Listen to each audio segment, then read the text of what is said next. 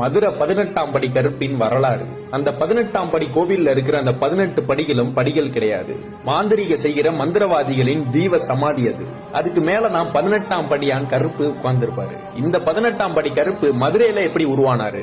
பாண்டிய நாட்டுல இருக்கிற அழகர் கோவிலுக்கு சேல நாட்டு மன்னன் வராரு. அழகரை பார்த்தோன்னே அவரோட அழகுல மயங்கி பிரமிச்சு போய் நிக்கிறாரு. இந்த அழகரை எப்படியாச்சும் கடத்தி நம்ம நாட்டுக்கு கொண்டு வரணும்னு எவ்வளவோ திட்டம் போடுறாரு. அந்த சேல நாட்டுல உள்ளவங்க சொல்றாங்க அது ஒரு சக்தி வாய்ந்த சிலை, அது அவ்வளவு சீக்கிரம் கொண்டு வர முடியாதுன்னு.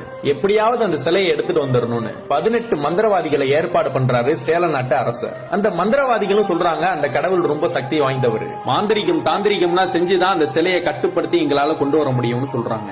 அதுக்கு நீங்க எங்களுக்கு காவலுக்கு யாரையாவது அனுப்புங்கன்னு சொல்றாங்க. அந்த சேல நாட்டு அரசரும் அதுக்கு நான் சம்மதிச்சுட்டு 18ஆம் படியான் கருப்ப காவலுக்கு அனுப்புறாரு. அந்த 18 மந்திரவாதிகளும் அந்த அழகர் கோயிலுக்கு போறாங்க. அந்த 18 மந்திரவாதிகளுக்கு காவலா கருப்பும் போறாரு. அந்த மந்திரவாதிகள்லாம் கோயிலுக்குள்ள போனோன்னு யாரோட கண்களுக்கும் நம்ம தெரியக்கூடாதுன்னு ஒரு மாந்திரிக மைய கண்ணுல தடவுறாங்க. அந்த அழகரோட அழகுல இந்த மந்திரவாதிகளும் மயங்கி போயிடுறாங்க. இந்த 18 மந்திரவாதிகளும் உட்கார்ந்து மந்திரம் செய்து அந்த அழகரோட சக்தியை கொஞ்சம் கொஞ்சமா எடுத்துக்கிட்டே இருக்காங்க.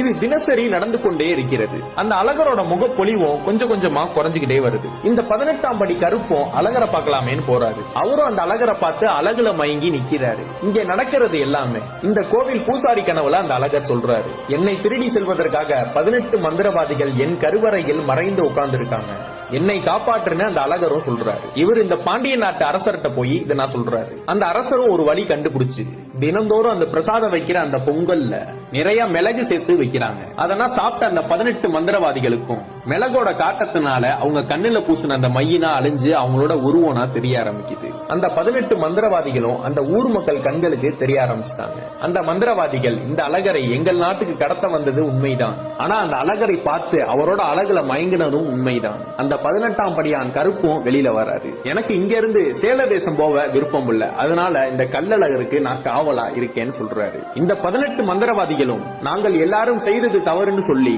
எந்த அழகரை நாங்கள் கடத்த சென்றோமோ அந்த அழகருக்கு காவலா நாங்க இருக்கோம், அந்த பொறுப்பை எங்களுக்கு கொடுங்கன்னு சொல்றாங்க.